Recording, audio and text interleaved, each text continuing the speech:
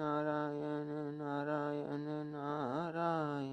चैत्र शुक्ला कामता एकादशी। धर्मराज युधिष्ठिर कहने लगे, हे भगवान, मैं आपको कोटि कोटि नमस्कार करता हूँ। अब आप कृपा करके चैत्र शुक्ला एकादशी का महात्म्य कहिए। श्री कृष्ण कहने लगे कि धर्मराज, यही प्रश्न एक समय राजा दिलीप ने कुरु वशिष्ठ जी से किया था और जो समाधान उन्होंने किया वह सब मैं तुमसे कहता हूँ। प्राचीन काल में रत्नपुर नामक एक नगर था। वहां पर अनेक ऐश्वर्यों से युक्त पुंडरीक नाम का एक राजा राज्य करता था। रत्नपुर नगर में अनेक अप्सरा, किन्नर तथा गंधर्व वास करते थे। उनमें ललिता और ललित नाम के दो स्त्री पुरुष भी थे। उन दोनों में अत्यंत स्नेह था, यहाँ तक कि अलग अलग हो जाने पर दोनों व्याकुल हो जाते थे। एक समय पुंडरीक की सभा में अन्य गंधर्वों के सहित ललित भी गान कर रहा था। गाते गाते उसको अपनी प्रिया ललिता का ध्यान आ गया और उसके ध्यान में सुर भंग होने के कारण गाने का स्वरूप बिगड़ गया। ललित के मन का भाव जानकर करकोटक नामक नाग ने पद भंग होने के कारण राजा से कह दिया। तब पुंडलीक ने क्रोधपूर्वक कहा कि तू मेरे सामने गाता हुआ अपनी स्त्री का स्मरण कर रहा है, अतः तू कच्चा मांस और मनुष्य को खाने वाला राक्षस बनकर अपने किए कर्म का फल भोग। पुंडलीक के श्राप से ललित उसी क्षण महाकाय विकराल राक्षस हो गया। उसका मुख अत्यंत भयंकर, नेत्र सूर्य चंद्रमा की तरह प्रदीप्त हो गए तथा मुख से अग्नि निकलने लगी। उसकी नाक पर्वत की कंदरा के समान विशाल हो गई और गर्दन पर्वत के समान लगने लगी। सिर में बाल पर्वतों पर खड़े वृक्षों के समान लगने लगे तथा भुजाएं अत्यंत लंबी हो गई।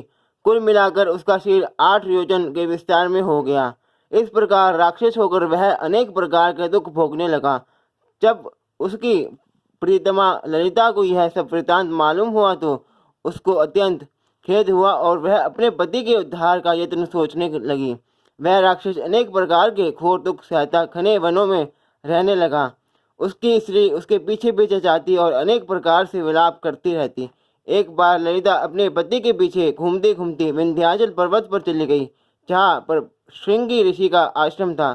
ललिता शीघ्र ही श्रृंगी ऋषि के आश्रम में गई और वहां जाकर विनीत भाव से प्रार्थना करने लगी। उसे देखकर श्रृंगी ऋषि बोले, हे सुभगे, तुम कौन हो और यहाँ किस लिए आई हो? ललिता बोली कि हे मुने, मेरा नाम ललिता है। मेरा पति राजा पुंडलीक के श्राप से विशालकाय राक्षस हो गया और इसका मुझको महान दुख है। उसके उद्धार का कोई उपाय बतलाइए। श्रृंगी ऋषि बोले, हे गंधर्व कन्या, अब चैत्र शुक्ला एकादशी आने वाली है, जिसका नाम कामता एकादशी है। उसका व्रत करने से मनुष्य के सब कार्य सिद्ध होते हैं। यदि तू कामता एकादशी का व्रत करके उसके पुण्य का फल अपने पति को दे तो वह शीघ्र ही राक्षस योनि से मुक्त हो जाएगा और राजा का श्राप भी अवश्यमेव शांत हो जाएगा। मुनि के ऐसे वचन सुनकर ललिता ने चैत्र शुक्ला एकादशी आने पर उसका व्रत किया और द्वादशी को ब्राह्मणों के सामने अपने व्रत का फल अपने पति को देती हुई भगवान से इस प्रकार प्रार्थना करने लगी, हे प्रभु, मैंने जो यह व्रत किया है इसका फल मेरे पति देव को प्राप्त हो, जिससे वह राक्षस योनि से मुक्त हो जाए। एकादशी का फल देते ही उसका पति राक्षस योनि से मुक्त होकर अपने पुराने स्वरूप को प्राप्त हुआ। फिर अनेक सुंदर वस्त्राभूषणों से युक्त होकर ललिता के साथ विहार करने लगा। उसके पश्चात वह दोनों विमान पर बैठकर स्वर्ग लोक को चले गए। वशिष्ठ मुनि कहने लगे कि हे राजन, इस व्रत को विधि पूर्वक करने से समस्त पाप नाश को प्राप्त हो जाते हैं तथा राक्षस आदि की योनि भी छूट जाती है। संसार में इसके बराबर कोई और दूसरा व्रत नहीं है। इसकी कथा भरने या सुनने से वाजपेयी यज्ञ का फल मिलता है। इस प्रकार एकादशी महात्म्य का 10वां अध्याय समाप्त हुआ। फलाहार, इस दिन लुंगो का सागर लेना चाहिए। लुंगो अर्थात ओंगा का फल, दूध दही फल आदि ले सकते हैं। बोलो लक्ष्मी नारायण भगवान की जय।